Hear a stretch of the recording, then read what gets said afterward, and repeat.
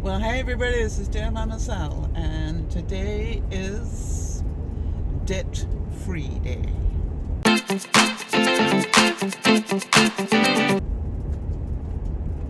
Hi everybody, this is DearMamaSal, and as difficult as it is to believe, everything I have been working towards for the last year is now done, except for the unpacking. I just got a call from the conveyancers to say that the sale is done and the purchase is done of my place, and so I'm actually on my way to go pick up a check for the balance between the two and put it in the bank. And part of paying all this off, my line of credit has been cleared, my mortgage is cleared, and now I just need to be careful. And it's interesting because you probably all think, oh, well, she made a fortune on that and so forth. But it's funny, by the time you've paid off the banks and paid off the realtors and paid off, just Molly Maid alone cost $600. I'm still, sorting out with the movers. But that's going to be a lot of money. So it's just like I now need to budget and to probably work on what else I can do in my life that might just supplement my income. But most of all, I think I'm gonna go and buy myself a new television. And I say a new television because I've just heard that on Wednesday I had a problem. I woke up this morning and my television wouldn't work. Like, hello. And that was a bit of a problem for me. But I managed to get it to work. And then I thought, I've got to talk to the provider because I've been having some problems with my internet connection. And I'm not sure, whether it is just that where I am, there's a bad connection, or if there's something wrong with my installation. And so I decided to call them, and guess what? There is something wrong with the installation. And so they're coming on Wednesday, and I said, well, when they're coming on Wednesday, do you think that they could possibly connect up my television with that fancy new box that you guys sent me, because I failed the intelligence test? And apparently they don't have too many people with that sort of sense of humor. Because you could, even though this was done on, with typing, the person at the other end just cracked up completely. And I said, I really tried. But my 2 brain cells were not enough. And I understand that everything is easy to do once you know how to do it, but I failed. And so I said, I need a twofer. Number 1, can he fix the internet problem? And number 2, could he install my fancy television box? And apparently they're going to send somebody that can do both for me. So the thing is this, I've now discovered I really do like sitting on the futon in the morning, having my coffee, watching the news. And I do the same thing at night. I edit watching the news, sitting on the futon. So I definitely need a television there. And you know what is amazing? I could not believe the price of televisions today. I mean, I didn't want to spend a whole lot on a television. I've still got a clunker that's sitting in the studio. But I didn't want to spend a whole lot on a television. And so what I was amazed to find out was, for $300 you can get yourself a 52-inch television. That's insane. I don't want a 52-inch one anyway, but it's just like, That is the price of televisions today. Wow. How do they make a profit, I wonder? So what I thought was it would be a really good idea for me to go buy a television and bring it home.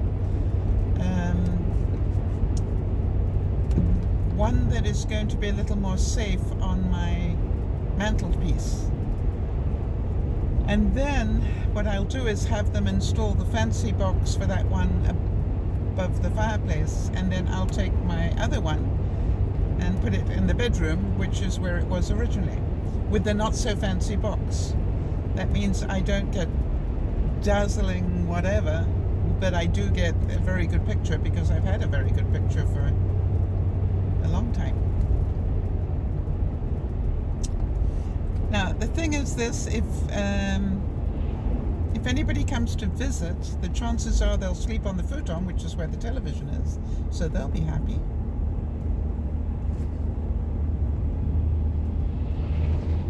Or on the couch, and they can see the television from the couch. I think I have to test that. So, you know, if it's more than 2 people, and quite honestly, if it's even more, I will bring out the mattress and put it in the ballroom. If you remember what I said about there's enough space in front of the futon for it to be a dance floor.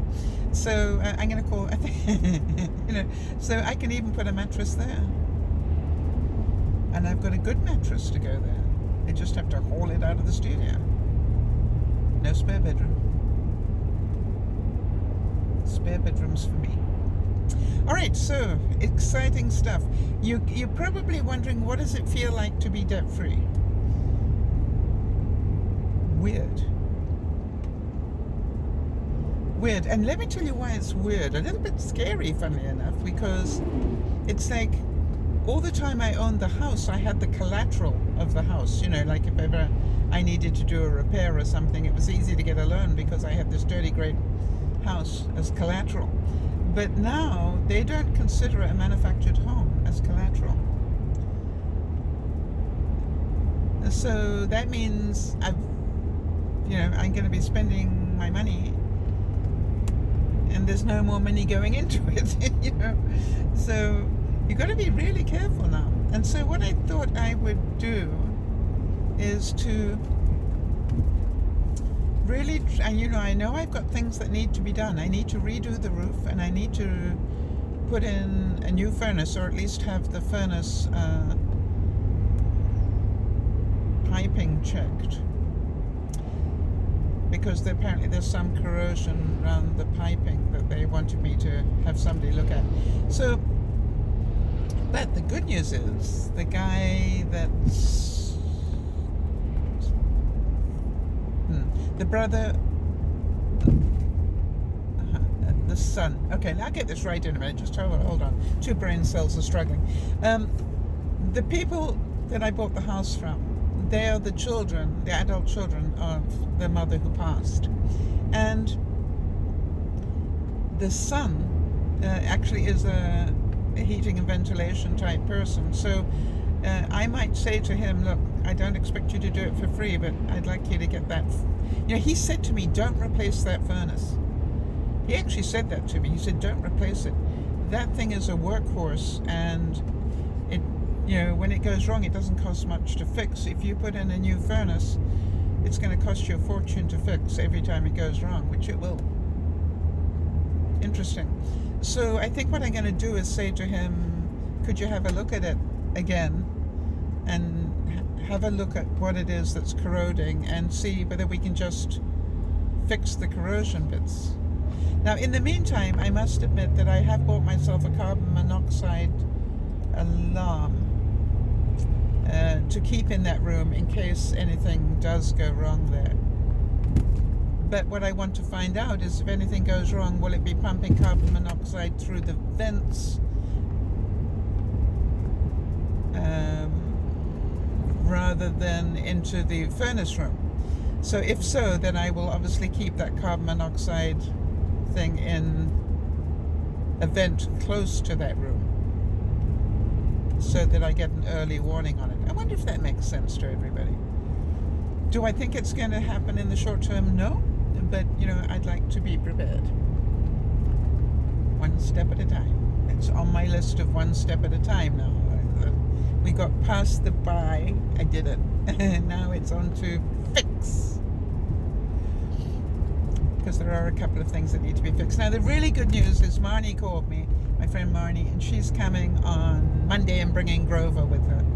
So I realized that that really big deck is ideal for having Grover come visit, because we can just block off the stairs on both sides. And I might just buy myself a couple of baby gates as a more permanent way of doing that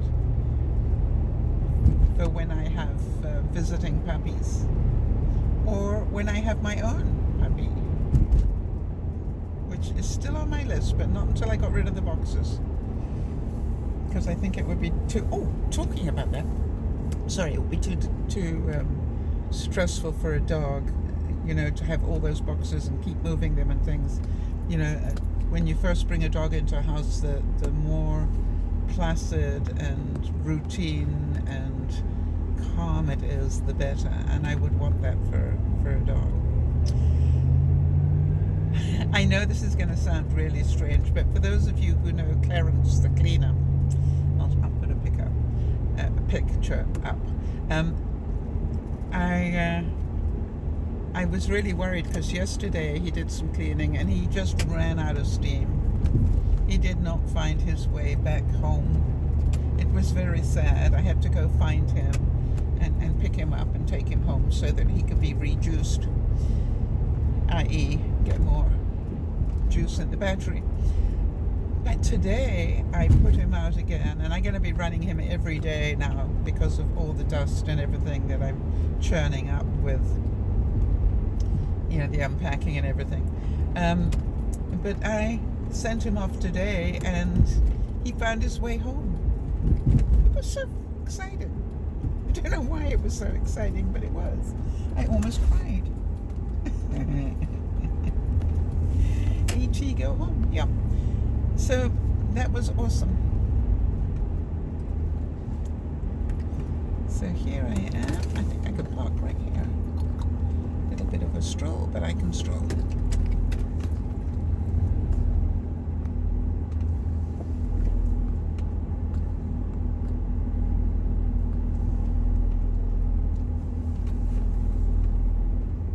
Nice. Not bad. All right, guys. See you in a bit. Well, now I am debt free with money in the bank. Wow, that feels strange. Yippee! Well, my goal for today is to actually unwrap this. I know exactly what it is, and I know why I want it unwrapped. But I need it to go on this shelf, and I noticed this shelf has got some chips on it. So I'm probably going to have to switch out with another shelf. And the thing I wanted to unpack is this beautiful silver serving tray. I can't tell you how old it is because I really don't know. I just know that it was part of my family stuff, and it looks like I'm a drinker. I actually drink very little. If I have 3 or 4 glasses of wine a year, it's a lot. But over the years, I guess I've collected these various things, which makes me chuckle. And apparently from a lot of them came from people who drank rum and tequila. Yeah, rum and tequila are pretty prominent in those.